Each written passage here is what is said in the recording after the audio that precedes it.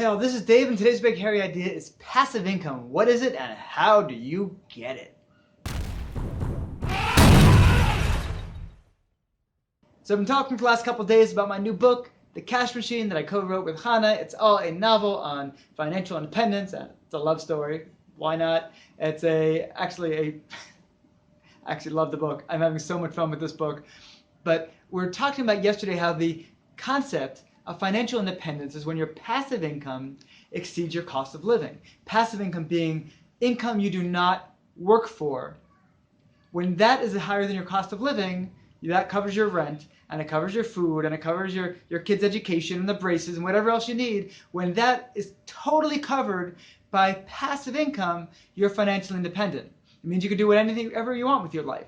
If you want to go spend a year traveling, you can go traveling as long as you don't go over that budget. If you want to be volunteering rather than working, you can do that. You want to be teaching or giving classes, whatever you want to be doing, you can do it because you've got passive income that exceeds your cost of living. So you don't have to worry that, wow, if I don't go into this job that I hate today, then how am I going to pay my rent? How am I going to pay my mortgage? How am I going to put food on the table? You don't have to worry about that. It's all taken care of. So many people ask, well, where does this magical passive income come from? How can you just have unlimited money or all this money coming in passively? So one example of passive income that I think is very easy to understand and that I use a couple of times in the Cash Machine is that of a stock dividend. So say you own stocks, and you own Apple stock. Every year I think Apple pays a dividend between like 1% and 2%. Every year, that additional money, above and beyond what the actual price of the stock is, the stock price might go up and down, but every year they're going to send you a little check or deposit into your account for this amount, 1% to 2% of the amount that you have there, and that is passive income. You do nothing for that. It takes no time on your part. It just shows up in your account with you doing nothing. Now, is that a good source of passive income? No, it's a horrible source of passive income because it pays you only 1% to 2%. So if you have a ton of Apple stock, you could probably be financially independent. But to get enough passive income from Apple stock, you would need millions of dollars worth of Apple stock, because even if you have $1 million worth, you might only get like passive income of $15,000 a year, and I can't live on $15,000 a year, at least, and keep our home and send my son to school and pay for his braces and do everything else. And I imagine most of you can't either. So that you'd need a ton of money to be doing that. But there are ways of making a lot better returns with passive income. Another one of those, that probably the most common one that people talk about when they talk about passive income, is rental real estate. So say you own a property that is fully managed. If you have to manage the own property, then you've got yourself a job, so it's not fully passive. But if you have a rental property, or even rental properties, like our landlords, they probably do a couple things per year. Like we're easy tenants, you have good long-term tenants. If you have such a small amount of real estate with reliable tenants, that can be very passive. You could have a large amount of real estate, but you've got a management company that's doing that, that's passive. And you own these properties, and every month rent checks just come into your account without you doing anything. That's a good source of passive income as well. There are plenty of other sources of passive income. Giving loans and getting back a return on that money, having a share, being a silent partner in a business where the business is just generating money, but it's not actually on your shoulders to be the one going out there and working the business every single day.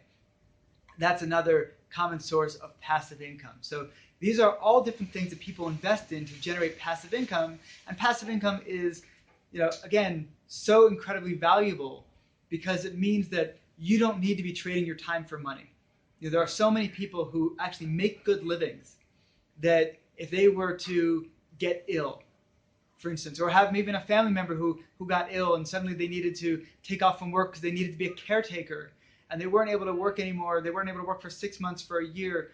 Some people can hold themselves off for that long, but 2 years, 3 years. Most people would really get into an incredibly stressful financial position if they couldn't go and work, whether some after 1 week, some after 1 month, some after 1 year, some after 10 years.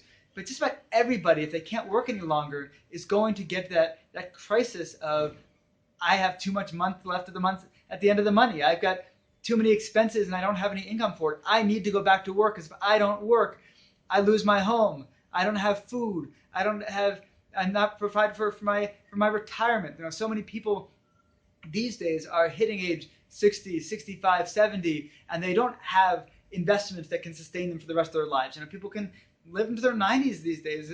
Quite a few do, and if they haven't built up these passive sources of income, then suddenly it's stressful. So you see all these people who are working well into their 70s, sometimes 80s, because they feel they need to, not because they want to any longer. Like my father is still working at this point because he wants to, but he's pulled way back because it's like, okay, he's at that, he prepared for that retirement, but so many people haven't done so. I remember 30 years ago he was preparing for retirement. 40 years ago he was preparing for retirement.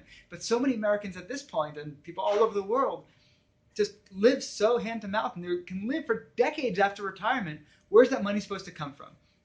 So passive income is really the ideal source of that. If you can have sources of income that don't require you to work for them, it takes a tremendous weight off your shoulders. And that, to me, is what really got me involved in this whole idea of pursuing financial independence and of saying, wow, this is such an important concept. I need to be learning about it. I need to be teaching about it, because I didn't know this. I didn't actually know what to do with my excess income when I had a business early on that was actually making a ton of money. I didn't know what to do with the excess money. I didn't have an investment plan. I didn't understand how money worked. I didn't understand investment opportunities. And so I soon kind of found ways to make sure I wasn't earning any additional income. I was earning a lot of extra. It was stressful. I didn't know what to do with it. I soon tanked the business, wasn't earning extra income, and then had to struggle to get it back up to the point where it was just even paying our rent and even paying for our food. But had I known this early on, I think I would have had a much different orientation. I think I would have said, okay, passive income sources. If I can invest enough of my active income into passive income sources, buying real estate, buying properties, buying shares in businesses where I'm a silent partner, then eventually I can get to the point where all of my family's expenses are covered without me having to bring in any active income. And any active income I bring in, it doesn't mean I'd quit. It doesn't mean I'd get rid of my business. But it means that, okay, I can start adding things on top of that. This amazing seminar I wanted to go to, this amazing trip I want to take my family on, those are things I can pile on top because I know my basic needs would already be covered. And the active income would just be the cherry on top. So that's the idea of passive income and some ideas of what passive income can be. Again, things like stock dividends, real estate returns, passive real estate returns where you're not actively managing them, or you're managing them at a very easy low level, just a few apartments with regular tenants, silent partnerships in businesses.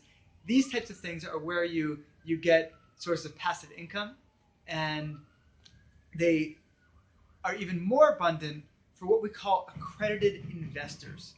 Accredited investors have opportunities to get into passive income sources that those who are not accredited investors simply don't. So what exactly is an accredited investor? Well, we'll hit that one tomorrow.